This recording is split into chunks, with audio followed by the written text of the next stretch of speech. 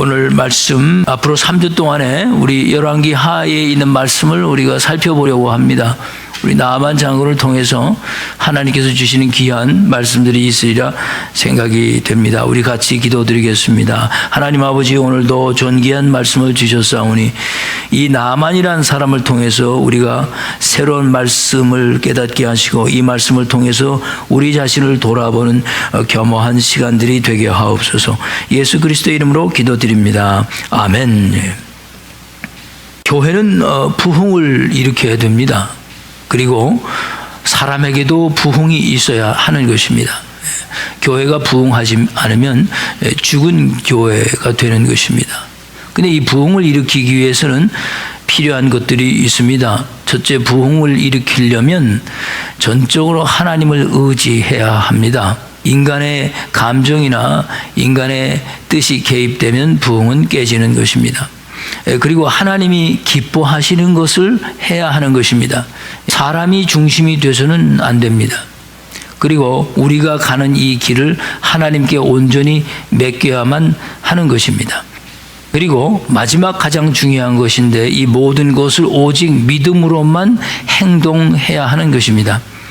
이것이 부흥이 가진 기본적인 영적인 성격이고, 성경 속의 많은 그 믿음의 사람들은 이 부흥의 성격들을 통해서 하나님을 진정 경험을 해왔습니다. 그러므로 부흥은 내가 생각을 하고 마음 먹어서 되는 것이 절대 아닙니다. 이런 기본적인 성격들을 갖추어야 부흥이 되는 것이에요. 숫자가 늘어난다는 것이 꼭 부흥은 아닙니다. 성경에서 말씀하는 부흥은 영적인 부흥이지 숫자적인 부흥만은 의미하지 않습니다. 그러나 그 영적 부흥이 결과적으로는 수많은 사람에게 영향을 미치고 구원의 백성들이 늘어나게 하는 것입니다. 그런 영적인 영향력을 갖기 위해서는 절대적으로 하나님을 전적으로 의뢰하고 하나님이 기뻐하시는 것만 해야 하는 것이고, 모든 것을 주님께 온전히 맡겨야 하고, 그리고 믿음으로만 행동해야 하는 것입니다. 그럼에도 불구하고 이 부흥에 관해서 가장 또 하나 중요한 것은 이 부흥을 부흥의 관점에서만 보는 것이 아니고 구원의 관점에서 보는 것이 보다도 중요한 것입니다. 오늘 본문 열왕기하 5장 1절서부터 7절까지만 읽었지만 앞으로 우리가 몇 주 동안 이 전체를 살펴볼 텐데요. 오늘 본문 열왕기하 5장 말씀에는 한 인간의 부흥을 구원의 관점에서 잘 보여주고 있습니다. 자, 본문 말씀에는 당대에 유명했던 한 사람을 말씀하고 있는데 그 사람이 나아만이라는 사람입니다. 그런데 이 나아만이라는 사람은 군대 장관인데 이스라엘 군대의 군대 장관이 아니라 아람 사람입니다. 아람 왕의 군대 장관이라고 그랬어요. 여러분이 알다시피 아람 족속은 아브라함의 아들 이삭의 아내였던 그 리브가가 아람 사람입니다. 그 리브가의 삼촌인 라반이 아람 족속들입니다. 야곱이 에서를 피해서 아람 족속에 가서 그곳에서 살았고 그곳에서 부흥을 일으켰지 않습니까? 이 아람 사람과 이스라엘 사람들은 결과적으로 사돈지간이 되는 거예요. 그래서 떨어질 수 없는 그런 관계를 지금까지도 맺어오고 있는 것입니다. 근데 하나님께서 종종 이 아람 사람들을 사용하셔서 이스라엘을 훈계하시고 징계하시는 것을 보게 됩니다. 그 대표적인 예로 열왕기상 22장 말씀에 보면 하나님께서 아람 왕 벳하단을 사용하셔서 바알신을 섬기고 있는 그 이스라엘 아합 왕을 심판하신 아주 대표적인 케이스가 있는 것입니다. 그래서 하나님께서는 이 이스라엘을 훈계하실 때 주로 아람 사람들을 들어서 사용하셨다는 것이죠. 오늘 본문 1절 말씀을 돌아가서 보시면 나아만 장군에 관해서 이렇게 기록을 했습니다. 우리 다 같이 1절 말씀을 함께 읽어보겠습니다. 아람 왕의 군대 장관 나아만은 그의 주인 앞에서 크고 존귀한 자니 이는 여호와께서 전에 그에게 아람을 구원하게 하셨습니다. 그는 큰 용사이나 나병 환자더라. 다시 말씀을 드리면 하나님께서 나아만 장군을 사용하셔서 이스라엘과의 전투에서 이스라엘을 이기게 하지 않으시고 아람에게 승리를 주시고 아람을 이스라엘에게부터 구원시켰다 하는 그런 뜻입니다. 물론 나아만을 사용해서 이스라엘 이기게 하신 하나님의 그 의도에는 아무도 예측할 수 없는 이유가 있습니다. 바로 이 점을 오늘 여러분과 제가 앞으로 살펴보려고 하는 것입니다. 그리고 그 숨겨진 이유 뒤에 구원과 연관된 한 인간의 놀라운 부흥과 변화가 담겨 있습니다. 자, 그리고 이 나아만의 이야기는 나아만의만 이야기가 아니고 바로 여러분과 나의 이야기이기도 한 것입니다. 자, 그렇다면 왜 이스라엘 사람도 아닌 이 아람 사람 나아만에 대해서 성경이 이렇게 상세하게 다루고 있느냐 하는 것이 중요한 것입니다. 먼저 이것을 우리가 살펴보기 전에 여러분과 내가 혹은 다른 사람들이 흔히 생각하기를 이 신앙 부흥이라는 것은 오직 하나님의 백성들에게만 적용되고 오직 하나님의 백성들에게만 필요한 것으로 생각하는 경향이 있다는 것을 먼저 알고 가야 합니다. 그러나 이 신앙의 부흥이라는 것은 모든 사람에게 필요한 것이지 꼭 하나님의 백성들에게만 신앙의 부흥이 필요하다는 것은 절대 아니라는 점입니다. 그것이 성경이 나아만에 대해서 구체적으로 언급하려고 하는 이유입니다. 바로 구원의 필요성 때문입니다. 부흥은 구원의 필요성과 직결되는 것이지 구원의 필요성이 배제된 부흥은 그건 껍데기라 그 뜻입니다. 이게 매우 중요한 원리입니다. 사람들은 이 구원의 필요성을 생각하지 못하고 그냥 자기 중심의 부흥만을 생각하기 때문에 부흥에 대한 개념이 없는 겁니다. 먼저 나아만이 어떤 사람이었는지를 한번 살펴볼 필요가 있어요. 본문 1절 말씀을 자세히 보시면 나아만은 어떤 사람이었습니까? 그 주인 앞에서 작은 사람이었어요? 큰 사람이었어요? 큰 사람이었고 필요 없는 사람이었어요? 존귀한 사람이었어요? 존귀한, 필요한 사람이었다는 겁니다. 그리고 그는 또 한편으로 큰 용사, 싸움을 잘하는 아주 전략가였다는 겁니다.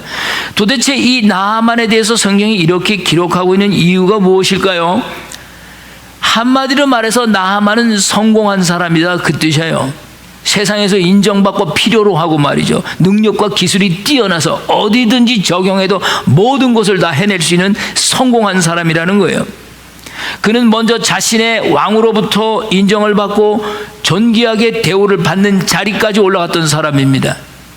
남들이 갖지 못한 대담한 용기를 가지고 있었어요. 전쟁터에 나가서 전진!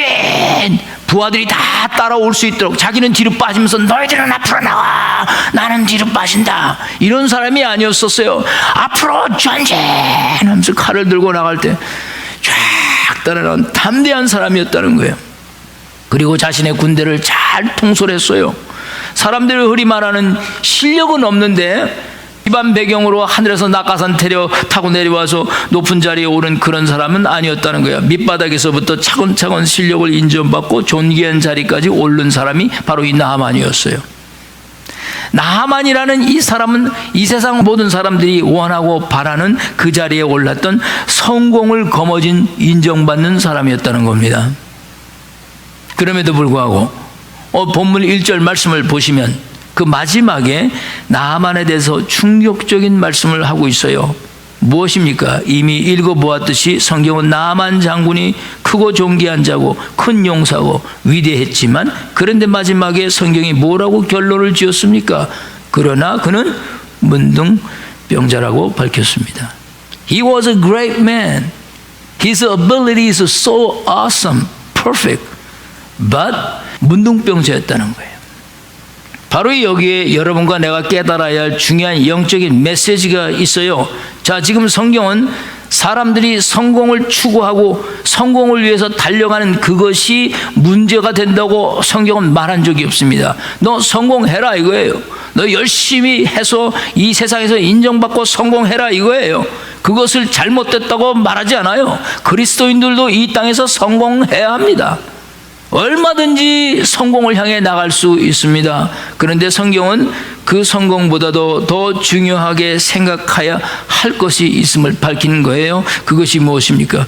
누구든지 크고 존귀한 자가 될 수 있고 인정받는 자가 될 수 있고 능력과 재능을 인정받을 수 있지만 그래서 모든 걸 다 누리고 모든 걸 다 가질 수 있지만 그러나 어떤 한 문제를 진정으로 깨닫지 못하고 그것을 해결하지 못하면 결코 당신은 성공한 사람이라고 말할 수 없습니다. 그 뜻입니다.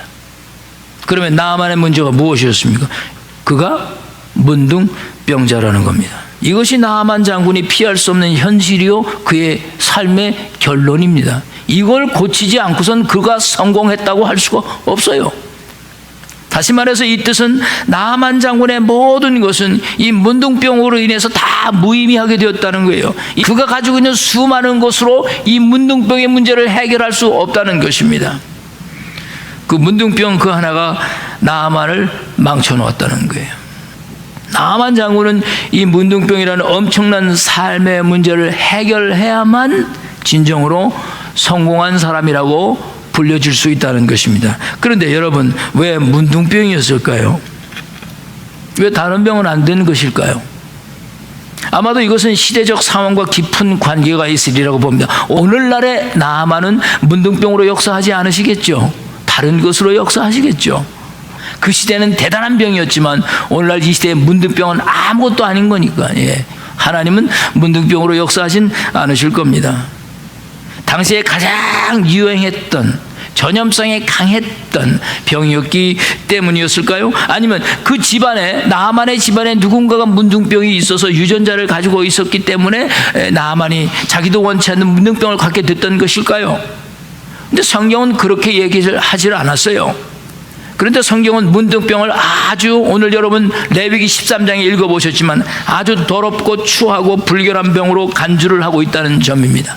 얼마나 상세하게 문둥병을 조사했어요. 이것이 피부병인지 문둥병인지를 가리는 작업을 하지 않았습니까?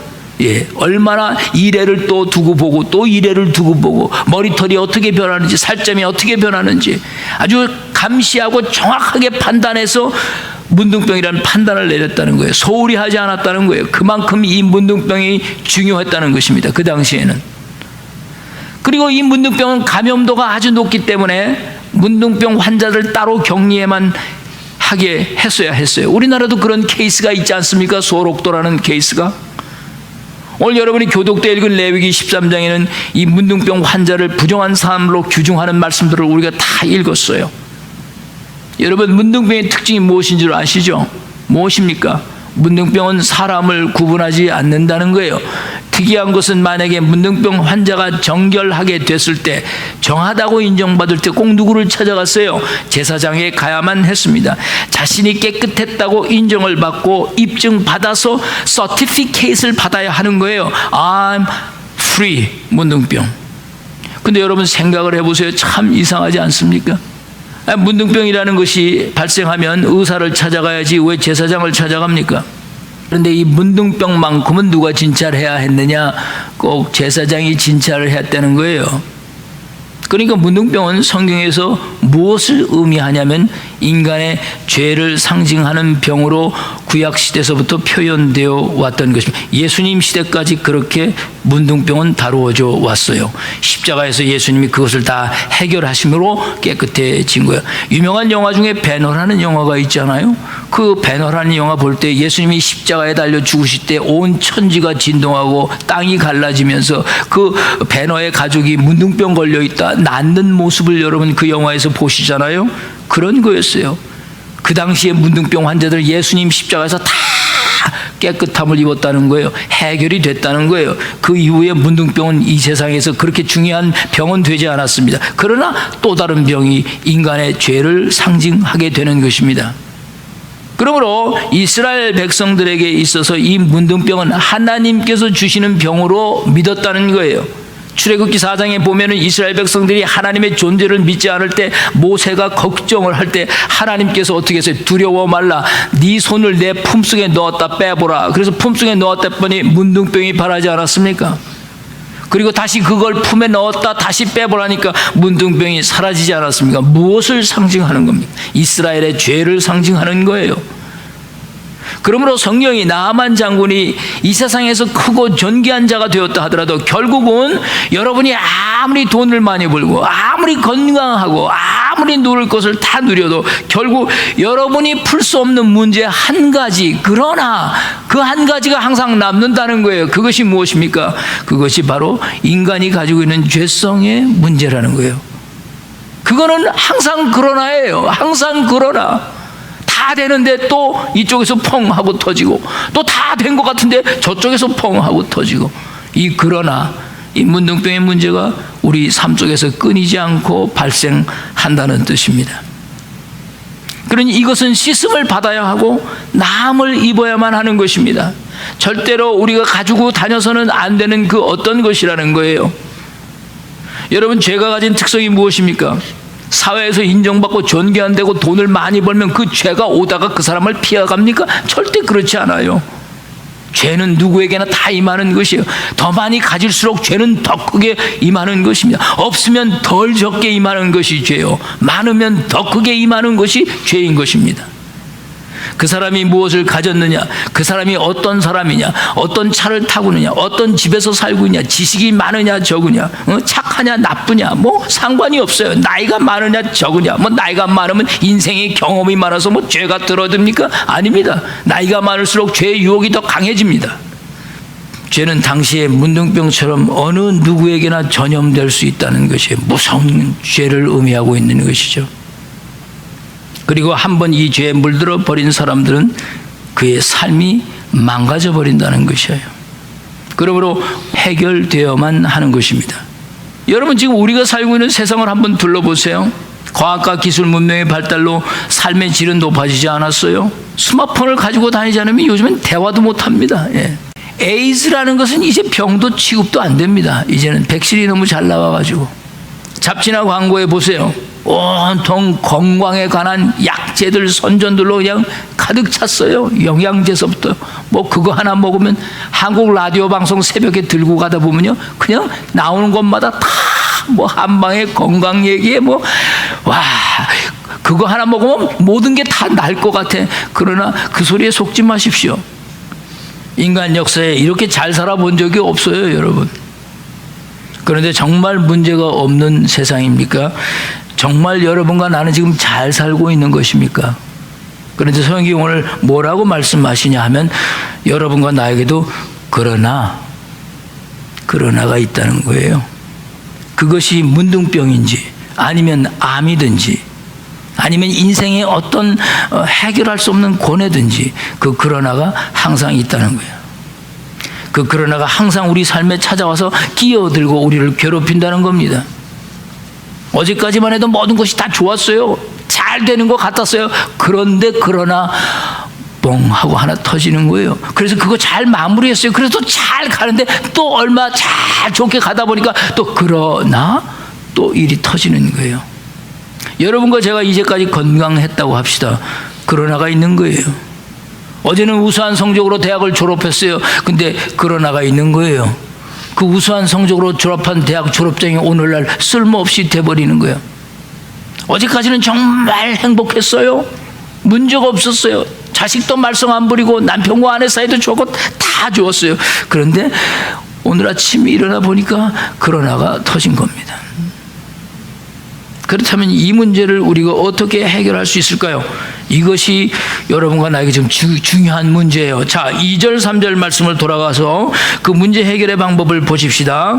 자, 2절 3절 말씀 보시면 그러나 뒤에 찾아온 문둥병을 고칠 수 있는 방법이 소개되는 거예요. 문제가 무엇입니까? 그런 방법이 너무나 받아들여지기 힘든 방편으로 제시가 된 거예요. 바로 여기에 사람들이 혼동을 하는 겁니다. 자, 2절 말씀 같이 한번 읽겠습니다. 준비되셨죠? 시작.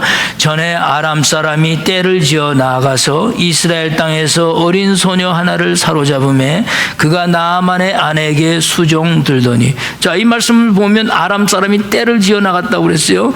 뭘 얘기를 하는 걸까요? 전쟁하러 나간 거예요. 전쟁하러 나가가지고 싸워가지고 이스라엘을 때려 눕힌 다음에 누굴 잡아왔어요? 어린 소녀 하나를 잡아온 거예요. 전쟁 노예로 잡아왔다는 얘기죠. 작은 계집아이 하나를 소개하고 있어요, 여기 지금. 그 이스라엘에서 잡혀온 그 작은 계집 아이는 누구의 수종을 두는 노예가 되었어요? 나아만 장군의 아내의 수종을 두는 노예가 되었어요. 그런데 그 계집 아이가 나아만이 가진 문제를 해결할 수 있는 유일한 방법을 가르쳐 주었다면 여러분은 믿으시겠어요?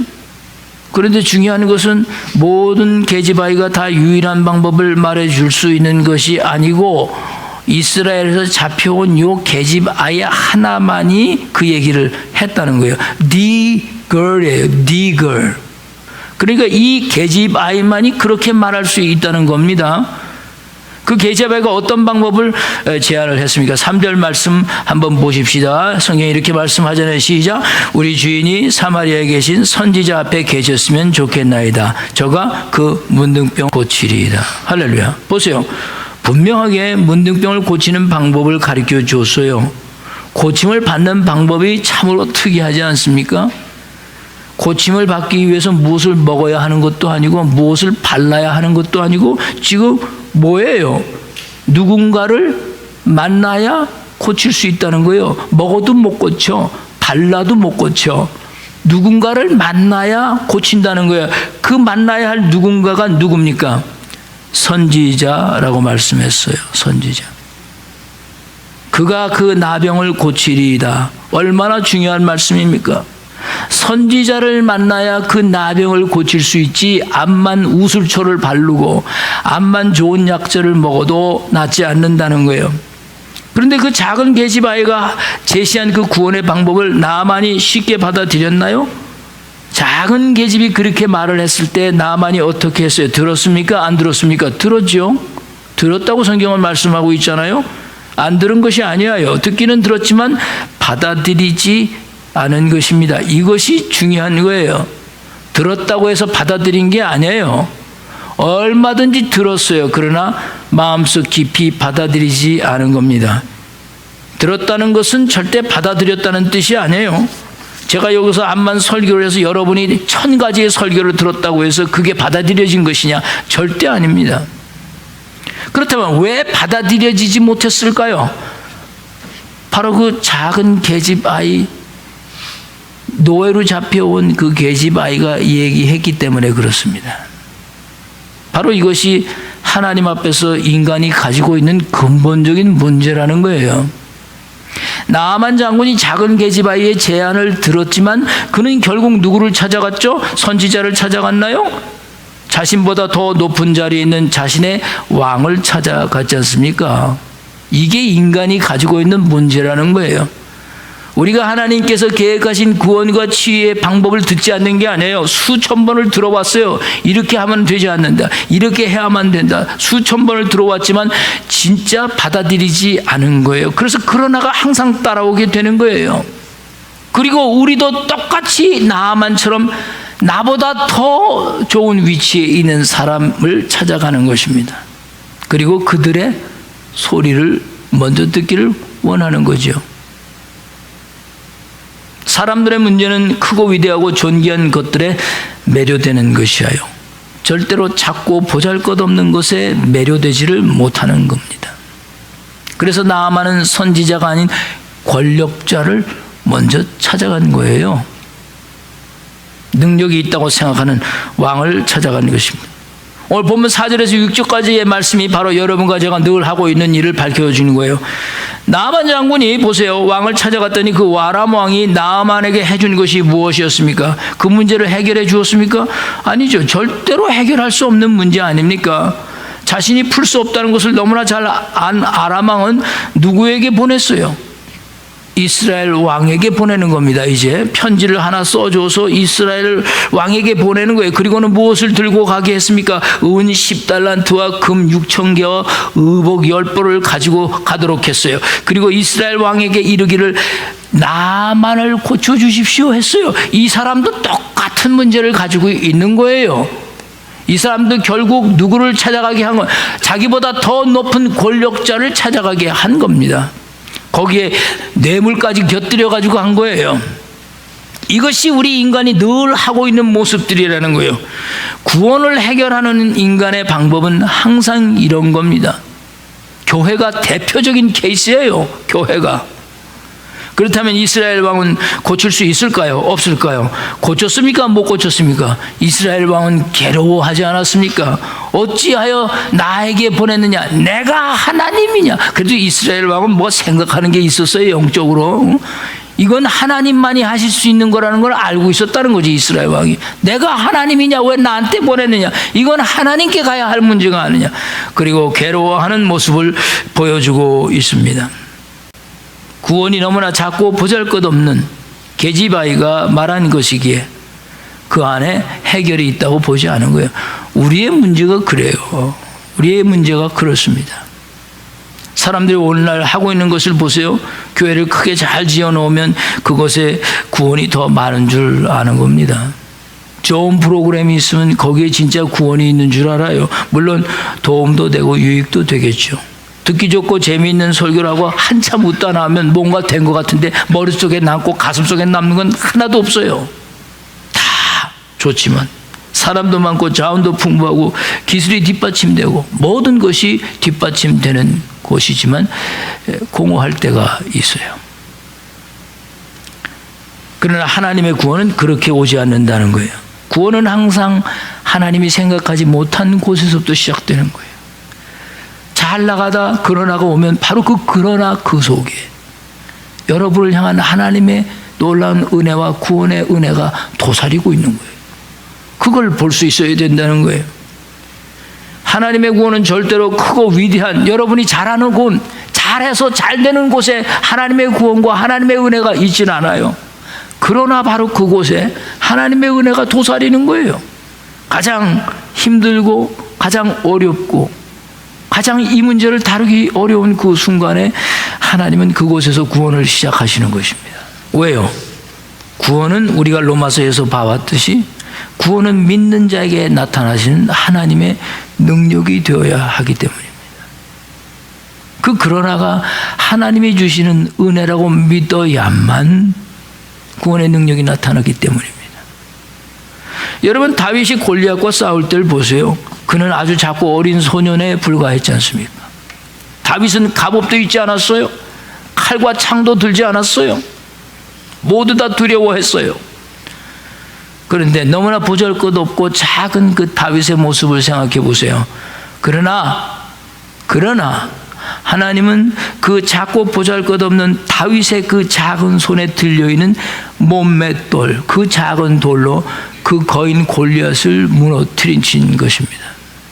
하나님께서 이스라엘을 애굽에서 구원하실 때 어디서부터 그 구원이 시작되었습니까? 위대한 바로 왕의 그 잘난 현자들의 머리에서부터 구원이 시작됐습니까? 아닙니다. 감옥에 갇혀서 죽을 날만 기다리고 있던 그 요셉에게서부터 하나님의 구원은 시작이 됐던 거예요. 아주 보잘것없고 보이지 않고 소외된 그 감옥에서 여러분과 나의 구원이 어디서부터 시작되었습니까? 하나님의 은혜가 여러분과 나에게 어디서부터 시작되었습니까? 크고 웅장한 우리 집안에서부터 시작됐습니까?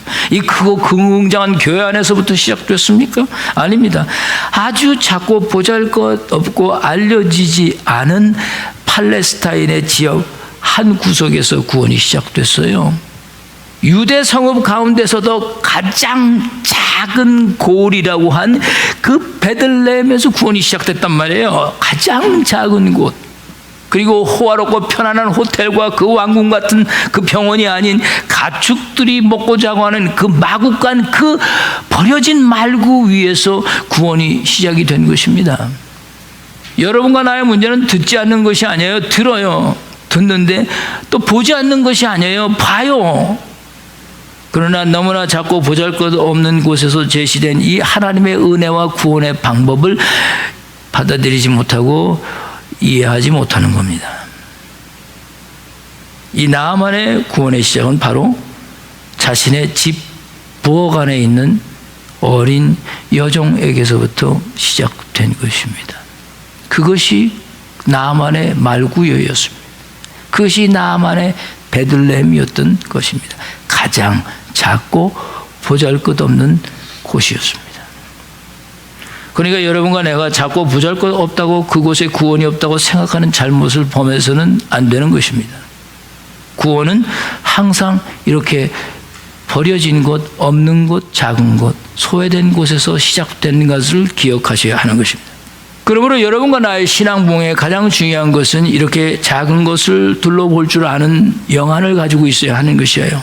신약성경 고린도전서 1장 20절에서 29절 말씀 여러분 너무나 잘 아시는 거 아니에요? 너무나 어렵고 힘들 때 입에서 없는 말씀들 아니에요? 하나님께서 세상에 미련한 것들을 택하사 지혜 있는 자들을 부끄럽게 하시고 세상에 약한 것들을 택하사 세상에 강한 것들을 부끄럽게 하시며 하나님께서 세상에 천한 것과 멸시받는 것들과 없는 것들을 택하셔서 있는 것들을 폐하려 하신다. 아무 육체라도 하나님 앞에서 자랑치 못하게 하려 하심이라. 1982년에 미국을 떠들썩하게 했던 사건이 있었죠. 그 타이레놀 사건이에요.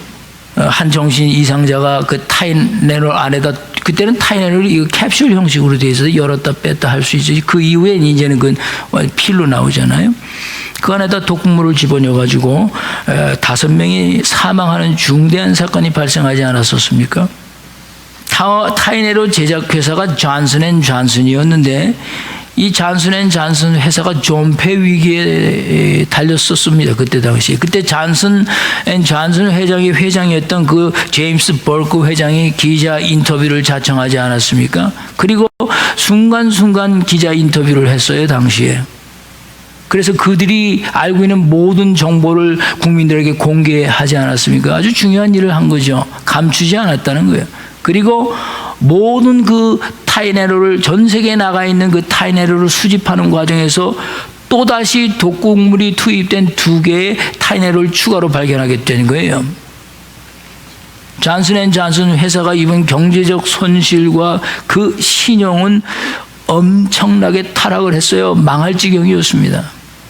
실제로 이 사건이 터진 후에 이 타이레놀 시장 점유율은 이 타이레놀이 바닥으로 떨어져 버리고 다른 회사들이 올라가 버렸어요. 그러나 3년 뒤에 타이레놀이 다시 시장 점유율을 확보했습니다. 왜 그렇게 됐을까요? 다 망해가던 회사가 왜 그렇게 다시 살아났을까요? 폐사 위기에서 존슨앤존슨 회사를 구한 것이 무엇인 줄 여러분 아셔야 합니다. 그들은 자신의 사업의 핵심이 시장 판매가 아니다. 세일즈가 중요한 게 아니다. 파는 것이 중요한 게 아니다. 많이 팔고 크게 되는 것이 중요한 게 아니다.